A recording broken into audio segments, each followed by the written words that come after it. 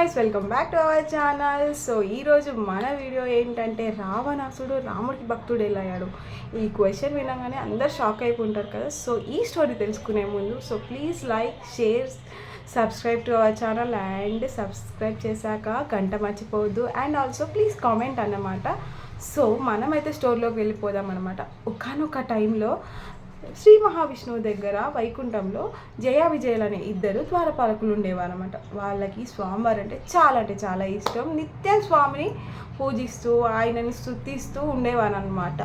అసలు ఆయన లేకపోతే ఉండలేకపోయేవారు అన్నమాట. స్వామివారిని పిలిచి ఒక్క క్షణం కూడా ఉండపోయేవారు జయ విజయులు. అలాంటి ద్వారపాలకులు స్వామివారికి ఎలా దూరం అయ్యారంటే, ఒకరోజు స్వామివారి దర్శనార్థము బ్రహ్మ మానస పుత్రులైన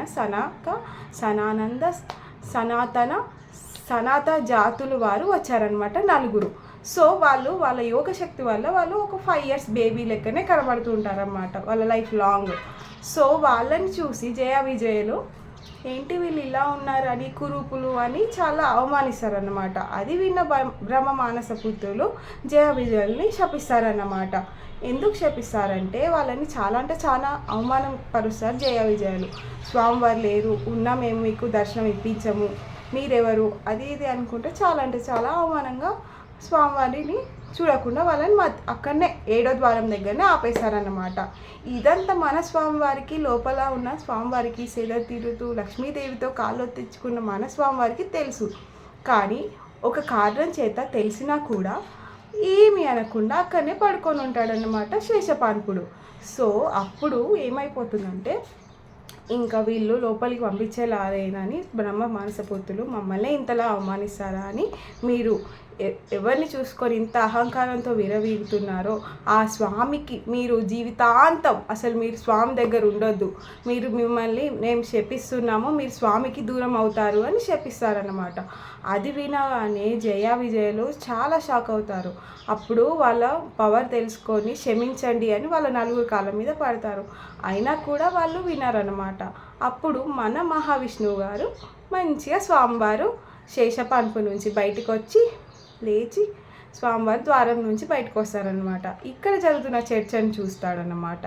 చూసి మీరు చేసింది తప్పు, శాపాన్ని మీరు అనుభవించాలి అని చెప్తారనమాట. అప్పుడు జయ విజయులు చాలా కంగారు పడతారు. కానీ బ్రహ్మ మానస పుత్రులు స్వామివారి దర్శనం అయింది అని చాలా సంతోషించి స్వామివారికి దర్శనం చేసుకొని ఆయనకు దండం పెట్టుకొని, ఇలాంటి వారిని మీ దగ్గర ఉంచుకోకండి, వీళ్ళకి మేము శపించాము, వీళ్ళు మీకు దూరం అయిపోతారు స్వామి అని చెప్పి ఎవరెవరు ఏంటి అని తెలుసుకోకుండా చాలా అవమానించారు మమ్మల్ని, అందుకే మేము వాళ్ళకి శపించామని చెప్పి స్వామివారిని దర్శనం చేసుకొని ఆయనను స్తుతించి అక్కడి నుంచి వెళ్ళిపోతారు. ఇంకా వాళ్ళు వెళ్ళిపోగానే స్వామివారుని జయ విజయులు కాళ్ళ వేళ పడతారు. స్వామి మాకు శాప విమోచన చేయండి, మీరు లేకుండా మేము ఉండలేమని బ్రతిమాలుతూ ఉంటానన్నమాట. అప్పుడు స్వామివారు ఒక ఉపాయం చెప్తారనమాట. శాపాన్ని అయితే నేను విరమించలేను, కాకపోతే ఒక ప్లాన్ ఉంది. మీరు 2 అంటే నాకు శత్రువులుగా పుడతారా, మిత్రులుగా పుడతారా? మిత్రులుగా పుడితే 7 జన్మల తర్వాత తిరిగి వైకుంఠానికి వస్తారు, శత్రువులుగా పుడితే 3 జన్మల తర్వాత వైకుంఠానికి వస్తారా అని చెప్తారన్నమాట. 2 ఆప్షన్స్ ఇస్తారనమాట. అప్పుడు వెంటనే వాళ్ళు, మేము మీకు శత్రువులానే పుడతాము, 7 జన్మలు మిమ్మల్ని చూడకుండా, మిమ్మల్ని దర్శించుకోకుండా, మీ సేవ చేయకుండా మేము ఉండలేము స్వామి అని చెప్పి వాళ్ళు శత్రువులుగా పుట్టడానికి అంగీకరిస్తారన్నమాట. అదే వాళ్ళు జయ విజయులు సత్యయుగంలో శ్రీ మహావిష్ణువు నరసింహావతారం ఎత్తినప్పుడు హిరణ్యకశ్యపుడు హిరణ్యాక్షుడుగా జన్మించి స్వామివారికి శత్రువులుగా జన్మించి స్వామివారి చేతిలో వధించబడతారు. అలాగే త్రేతాయుగంలో రావణ కుంభకర్ణులుగా జన్మించి స్వామివారి చేత హతింపబడతారన్నమాట. అలాగే ద్వాపర యుగంలో శిశుపాలుడిగా దంతవక్రుడిగా జన్మిస్తారన్నమాట. అలా 3 జన్మలు స్వామివారికి శత్రువులుగా జన్మించి 3 జన్మల తర్వాత తిరిగి వైకుంఠానికి చేరుకొని స్వామివారికి జయ విజయులుగా ద్వారపాలకులు సేవ చేస్తూ ఉన్నారన్నమాట. సో అలాగా మనకి రావణాసుడు రాముడికి పరమ భక్తుడయ్యారు. అంటే వాళ్ళు స్వామివారిని 7 జన్మలు దూరం చేసుకోలేక శత్రువులైనా పర్లేదు అని 3 జన్మలకే పుట్టి తిరిగి స్వామివారి దగ్గరికి వెళ్ళారు. సో అలా చూసుకుంటే ఎంత పరమ భక్తులో అర్థమవుతుందన్నమాట. సో అలా మన క్వశ్చన్కి ఆన్సర్ వచ్చేసింది. సో జయ విజయలు, జయ అంటే రావణాసుడు, విజయ అంటే కుంభకర్ణుడు అనమాట. సో మీకు కనుక ఈ స్టోరీ నచ్చినట్లయితే please like, share and subscribe to our channel. మీకు గనక ఒకవేళ ఇలాంటి స్టోరీస్ కావాలంటే కామెంట్ చేయండి.